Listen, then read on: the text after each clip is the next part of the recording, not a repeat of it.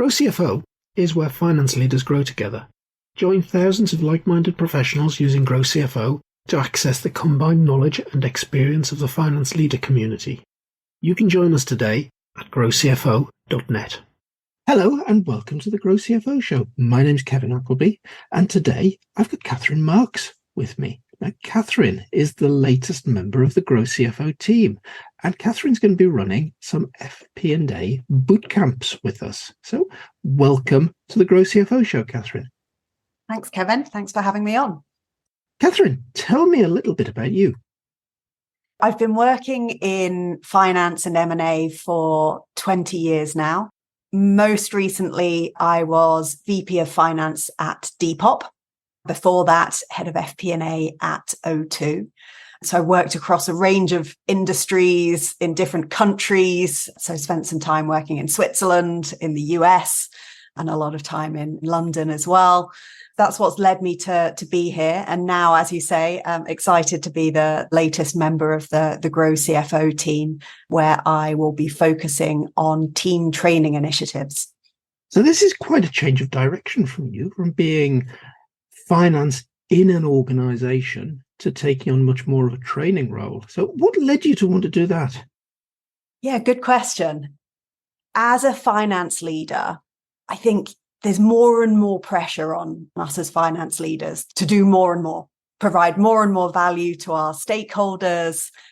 Data sets are just growing and growing. We need to support our teams to crunch through all of those. Although I love to develop my teams, but I struggled for time with all of those pressures that I faced in the role. Now, this is giving me the time to have the breathing space to develop that content and to support FP&A professionals and indeed other finance professionals along their journeys.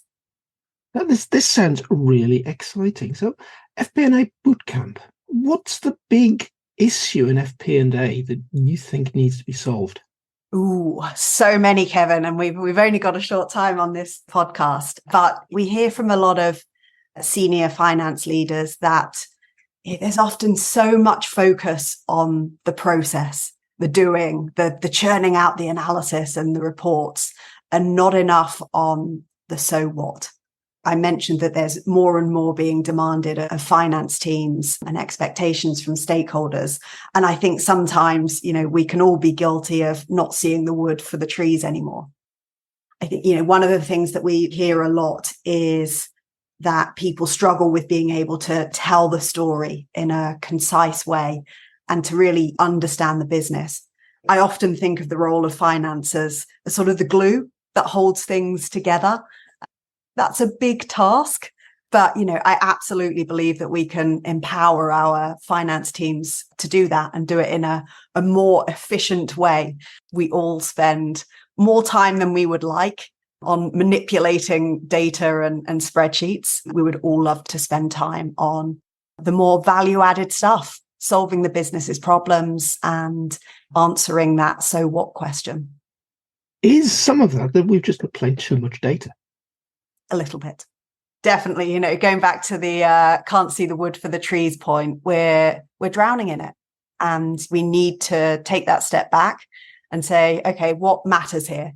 In many of my previous roles, we had these hundreds of pages of reports, and we spent so much time in creating those things, in reading it, in writing comments on absolutely everything, that sometimes we would miss the most fundamental things. Yeah, I remember years ago doing a project for a Swiss-based pharma company. And the challenge was to take their monthly and quarterly finance board packs. And they were great thick documents, probably 30, 40, even 50 pages. And they were just table after table of numbers, and turning those into 5 or 6 pages so that anybody picking them up could actually just look at them and see the problems or see the issues straight away. Even all this time on, when you've got a lot of data, we haven't got any better at working out how to pick the highlights out of it. Yeah, I agree. A lot of the kind of issues that we're talking about, they're not particularly new. You know, for years, we've been hearing about how we would love our finance teams to be. Of course, what is new is technology. Technology's moved on, AI, you know, there's a lot of new challenges around that as well. But yeah, coming back to those fundamentals of what is it that I want to measure? What are the KPIs that I want to see? How do I spend more of my time drawing out that story and solving problems for my stakeholders? That's a lot of what we focus on in the course. Tell me a little bit more. Why a boot camp? What does a boot camp look like on this? Well, I think what a boot camp means here is there's absolutely no fluff. This is your actionable toolkit that people can take away and start using immediately. So we have 4 workshops delivered over a couple of weeks. They're packed full of different insights, toolkits, and takeaways that people can start using straight away. 4 workshops over 2 weeks. So that's 1-hour workshops, 2-hour workshops. They're 2-hour workshops. We find that works best virtually to do the 2 hours spread over the 2 weeks. Is there any demand on people to do things between the workshops? No, there's not. Of course, it's always optional if people want to spend time doing extra. There's a lot of extra takeaways, templates, cheat sheets for people to take away and digest. But no, there's no demand, no need to do anything outside of those sessions. So 4 sessions over a 2-week period. So this is pretty intense, hence why we call it a boot camp. So take me through each of those 4 sessions. What do you cover in each one? Sure. The 4 sessions are financial storytelling, business partnering, financial modeling, and budgeting and forecasting. And I'll talk briefly through those 4. So the first one, financial storytelling, which is one of my favorites. It's all about delivering powerful presentations, how to identify insights. We talk a lot about different visualizations, and we talk about how to deliver a powerful and impactful presentation. The second workshop is business partnering. It's really a lot about building trust and influencing our stakeholders to make better decisions. We talk a bit about budget management as well and how to drive accountability in a meaningful way without policing. The third workshop is financial modeling. Of course, we dip into Excel, but it's not a dry sort of Excel focused 2 hours at all. It's much more about the process that we're going through in building financial models. We talk about the different types of models and we talk about modeling best practices.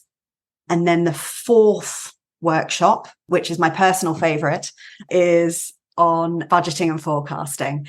And that's really about getting the most out of your budget process. All of us who have been through a budget process have no doubt had plenty of criticisms from our stakeholders, some of them very valid.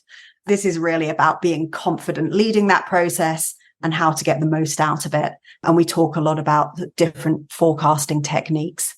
That fourth bit, budgeting process, is a place that I think a lot of finance teams and even going into the wider business can save potentially a lot of money. Or free up resources to do other things. I used to be involved in a practice area in PwC where we looked at better budgeting. And we had some great stats that were around, well, what's the length of your budget process? How many days does the process take from start to finish? How many budget rounds do you go through? Put the figures together once, somebody doesn't like them, so you tweak them and do them again. And best practice was, you get it right first time. With maybe 1 or 2 little tweaks to alter things, but we found organizations that were going through 7 or 8 rounds. And then just how many people in the organization are involved and how much of their time do you need to pull in? And you realize in the end that to get a hold of a set of figures that often wrong, you're taking a huge amount of resource out of the organization that could be way better spent doing other things.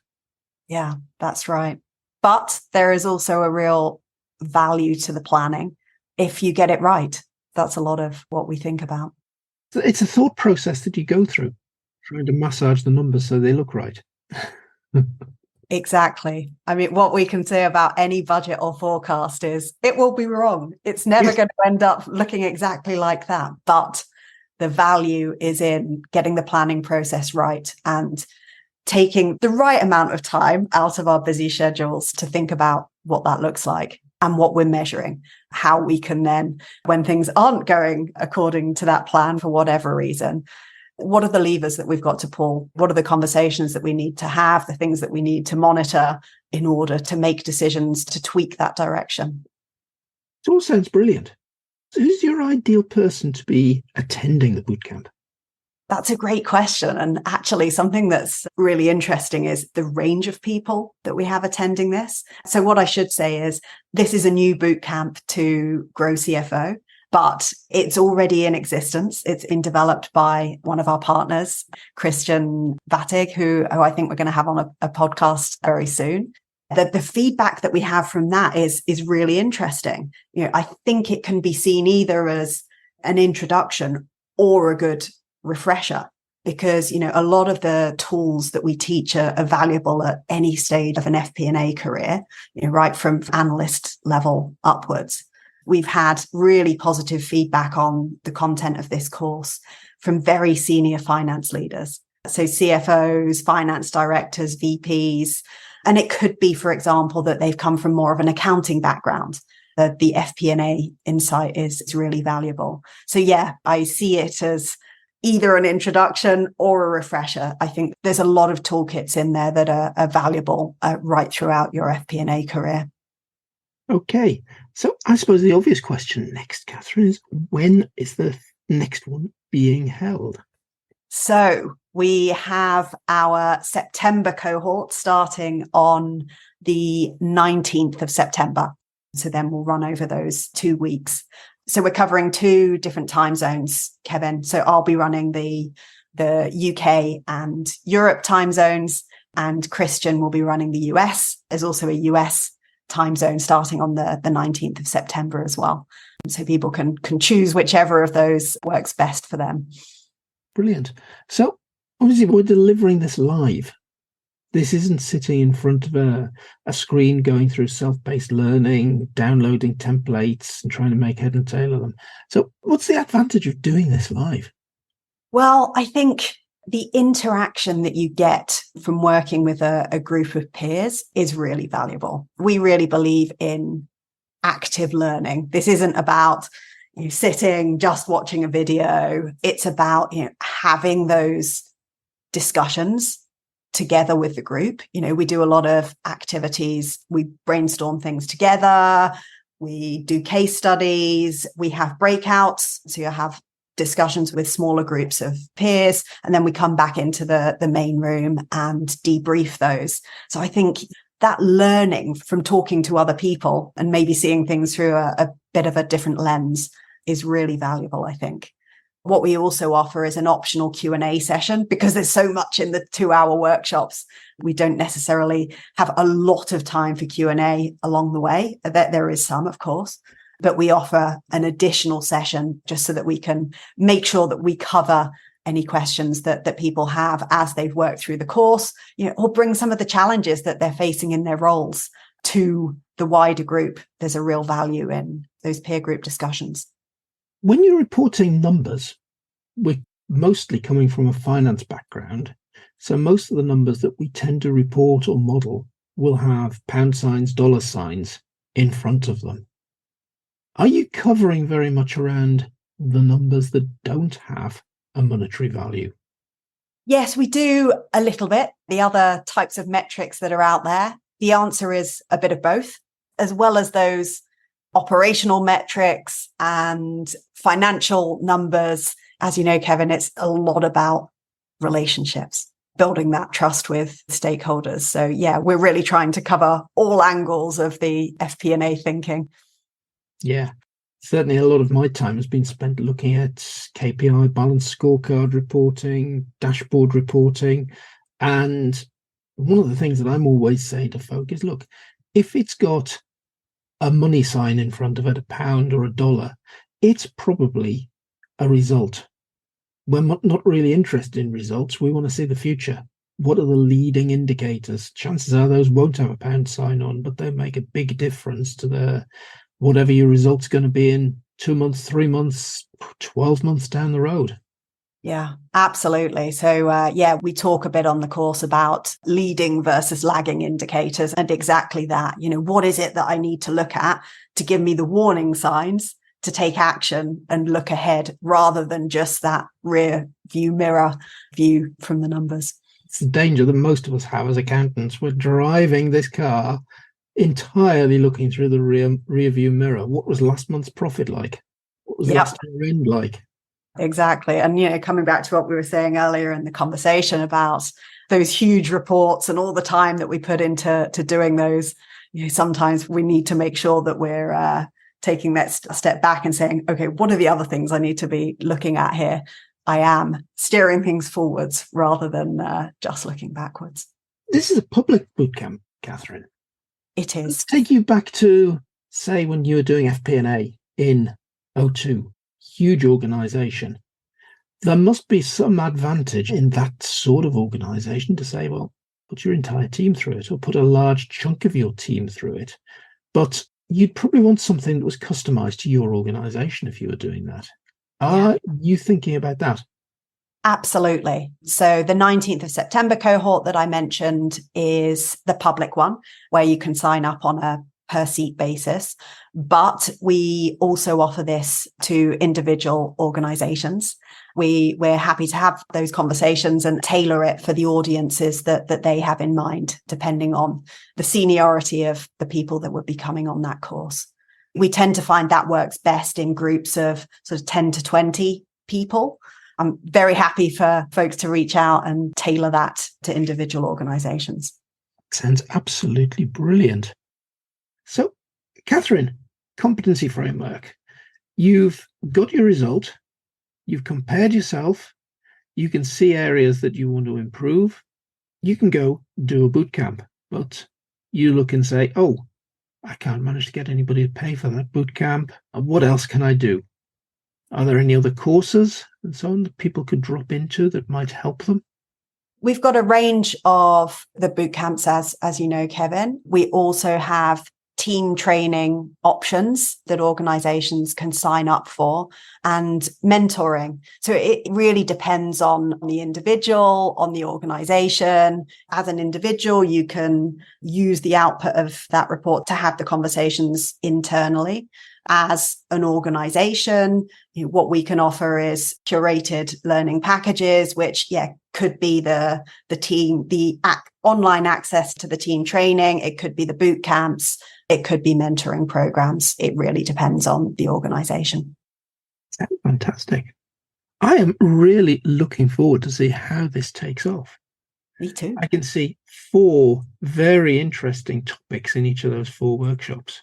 Yeah. And I think just even if you're not ready for a workshop yet, doing the competency framework and finding out where you are, that can be very revealing, particularly this time of year. I think coming back from summer holiday, for me at least, it's time to start thinking about personal objectives, things like that. I don't do that stuff in January. The school year was always September. Yeah, indeed. I think it's a great point of the year. And a lot of people, their performance years, thinking about what happens in 2024, the opportunity to do that is now. So go do a competency framework, get a feel of where your strengths are, where your blind spots might be. Yeah. Focus in on some of the things you might want to learn.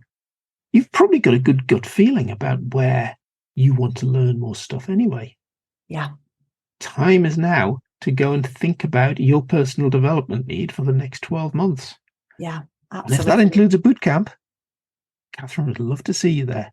I would absolutely love to see you there. But why not? It's just 15 minutes. It's really valuable in terms of the personalized advice and benchmarking against your peers in the industry. Yeah. And what I really like about the way these boot camps are being put together, I did a podcast with Ollie Deacon a few weeks ago where we were talking about the other 2 boot camps we run, finance transformation and business partnering is the idea that this isn't classroom learning of theory. This is practical stuff that you're going to learn about, find out about. You're going to pick up tools that you can take back to the office and literally put into action the next day. Yeah, absolutely. We don't like dry textbook learning. People can Google that to their heart's content. No, this is about active learning, very actionable toolkits that you can take away today. Yeah, something else I should mention is the additional material. There's more? There is more. I think that the feedback that we get is that the additional material beyond the workshop is worth the price of the course alone, as well as all that active learning that we do on the workshops. We've got the Q&A session that I mentioned that people can bring their challenges to discuss. You've got 19 cheat sheets, templates, checklists. And you've got this additional video course of 3.5 hours of content, 45 lessons covering things like scenario planning, headcount forecasting, cash flow forecasting. There's a lesson on considerations for early stage startups in there. So I think, yeah, it's really the best of both worlds. You've got the opportunity to collaborate with a peer group and learn very actively in that way, but then all these takeaways that you've got to accompany you in your FP&A future. Brilliant. It gets better and better. It does. There's so much value. Yeah. Catherine, that has been a fantastic look at what's available to help you get better at FP&A. Thank you for being this week's guest on the GrowCFO show. Thank you for having me, Kevin.